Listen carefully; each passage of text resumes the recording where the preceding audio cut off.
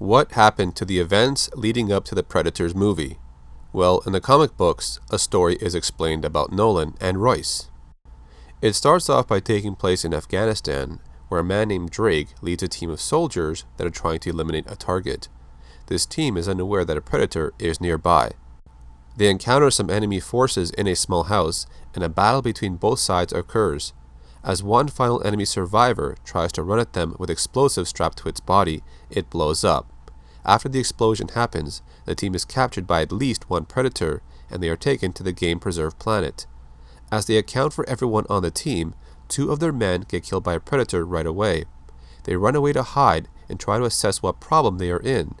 With no time to come up with a plan, they are attacked again by another predator that kills off 2 more members of their team. As Drake buries his friend, he tries to run away to gather his weapons, but runs into Nolan, fitted with predator armor. Then our story goes to Africa, where Royce is assigned to a mission to take out a terrorist leader named Kuti. Royce accepts the mission for a hefty payment from the general. He is then joined by one of the general's soldiers during his mission, but Royce has his doubts and believes his companion will kill him when the mission is complete. Our story then goes back to Drake meeting up with Nolan. Then, as Drake is too noisy by asking too many questions, Nolan punches him to keep him quiet, but this results in a fight between the two. Then they see a predator in the area. They hide in the mud to remain hidden. After it leaves, Nolan explains to Drake that these creatures are dangerous, but their cousins are even worse. They've been dropping people, animals, and other creatures on this planet just to hunt for sport. Drake then follows Nolan back to his hiding spot, but on the way, Drake is proving to be a noisy accomplice. Nolan goes on to explain how he was on a mission for the CIA. Then, when his helicopter was shot down, he was captured, and a predator refused to finish him off because he was already injured. Nolan managed to survive and nursed himself back to full health and tracked down this predator and killed it, and in the process, he took its armor. Nolan advises Drake the only way he managed to live this long was because he kept hiding. Drake refuses to choose this path and steals a predator smart disc from Nolan and runs out into the forest. Then we are thrown back to Royce's story. Right after he kills the man assigned to accompany him, he continues his mission. He scouts the camp where Kuti is located at, and he sees a familiar face. Travis, a man he used to work with. He takes fire and starts to eliminate his men. Then the story goes back to Drake being attacked by a large insect creature. He kills it, and Nolan finds him to reclaim the weapon that Drake stole from him. They agree to work together under Nolan's conditions. They head back to Nolan's camp to eat and to come up with a plan to fight the predators. As they venture outside, they are being tracked by one of the predators. They locate a dead soldier impaled with a predator combi stick. They use it as a means of getting the predators to track them. Nolan goes off to hide while Drake is used as a distraction. As Drake runs off, the predator chases them and falls into a trap. It gets injured badly, and this time, the predator gets captured.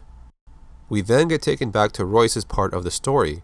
As he tracks down Kuti and his men, he kills them all off as it's all part of his contract to the general. Now back in Drake's story, he is seen holding the captured predator as a hostage. He plans to use him as bait to call out the other predators. As he rests through the night, he hears something and then throws a smoke grenade to reveal the invisible killers are nearby. Drake runs away as they chase him. He uses a flare to start a fire on the captured predator, hoping the others will try to rescue him, but it doesn't work. The super predators beat up the captured predator and they continue their search for Drake. But then, the super black predator locates him. He removes his mask to reveal his true face to Drake. This predator uses this time to blast Drake with the plasma caster, instantly blowing a hole into his chest. This is where Drake dies, but not before we see Nolan hiding in a tree. Nolan knew all along that hiding was what kept him alive all this time. He chose not to help Drake in this encounter because he could have died as well. Now the last part of the story brings us back to Royce. After he killed Kuti, he makes his way out of the house just before Travis and his men arrive. As his men scatter to look for Royce, they are killed off. As Travis tries to escape on a jeep, he is confronted by Royce. They exchange a few words and then Royce kills him. But in the bushes, a predator watches Royce.